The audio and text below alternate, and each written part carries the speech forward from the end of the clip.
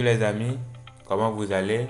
J'espère que vous êtes toujours très motivés afin qu'on puisse apprendre ensemble.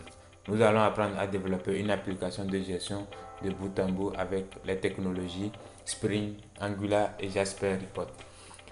Dans cette partie, nous allons principalement parler du fichier pom.xml de Spring Boot. Pour ceux qui ont déjà importé le projet dans leur éditeur, lancez simplement votre éditeur pour qu'on puisse avancer. Pour ceux qui ne l'ont pas encore fait, priez sur les épisodes précédents afin qu'on soit sur la même longueur d'onde.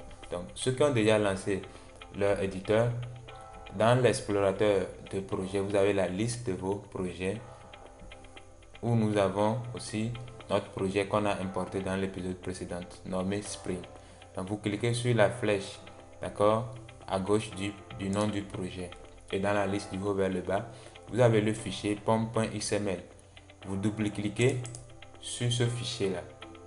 Et vous avez cette interface. Et maintenant, cliquez sur pom.xml ici. Voilà. Maintenant, on sait que chaque projet est configuré par un POM qui contient les informations nécessaires à Maven pour traiter le projet.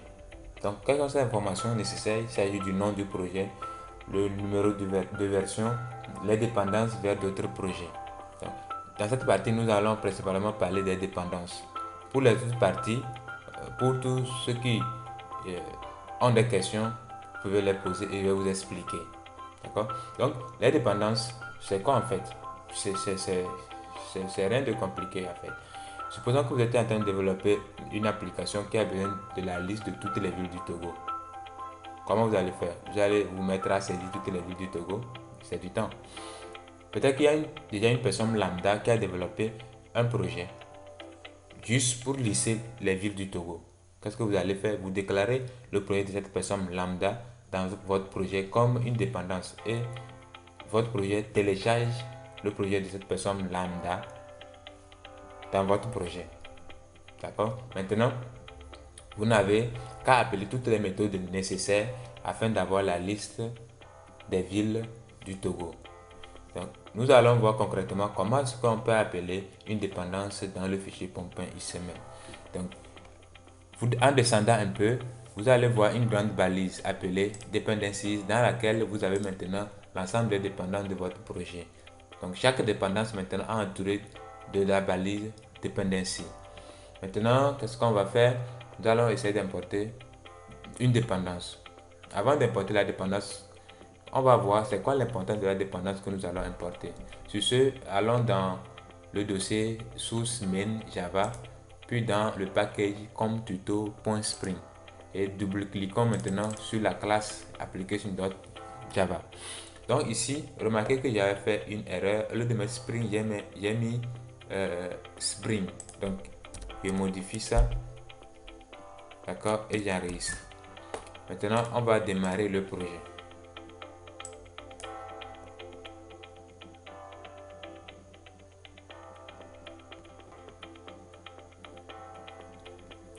C'est bon? Maintenant, on va voir le résultat qu'on avait hier en se rendant dans localhost 8080, voilà.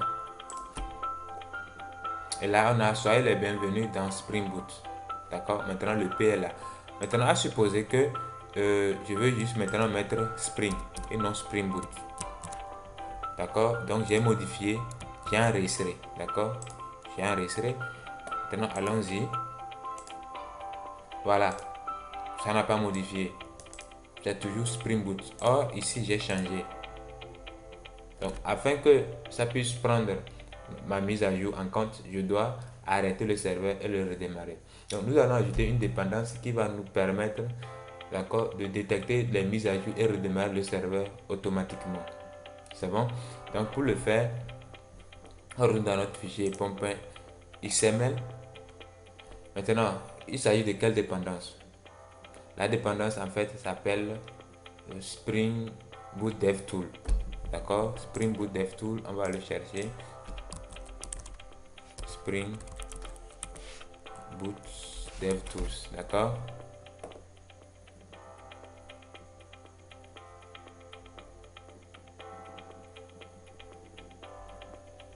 c'est bon. Et on se rend sur la page.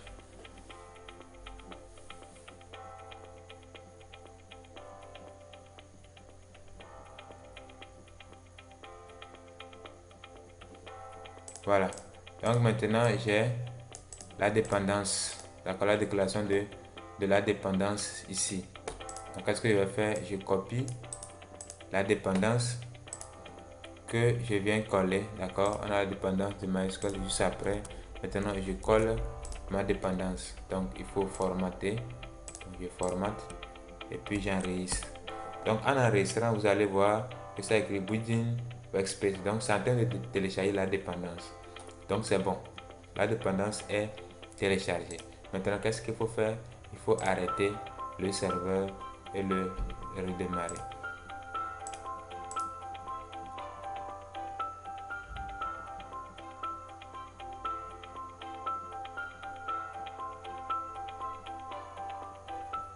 Voilà. Donc, à partir de maintenant, toutes les mises à jour que je vais faire dans mon projet, automatiquement le serveur va redémarrer, d'accord, pour prendre en compte la mise à jour. Donc maintenant, si je ramène boot, par exemple, et j'enregistre, vous allez voir que ça recompile automatiquement, d'accord. Et quand je reviens pour actualiser, Spring Boot est là. Si j'enlève Spring Boot, j'enlève le boot et j'enregistre, ça va recharger automatiquement. Voilà. Et si j'actualise, on voit que la mise à jour est prise en compte. D'accord. Donc voilà, vous savez maintenant comment déclarer une dépendance dans le fichier pom.xml. N'hésitez pas à poser des questions par rapport aux autres parties du fichier pom.xml. Je suis disponible à répondre à toutes les questions à tout moment. Alors soyez toujours motivés. Invitez vos amis à s'abonner à la chaîne afin qu'on puisse apprendre ensemble.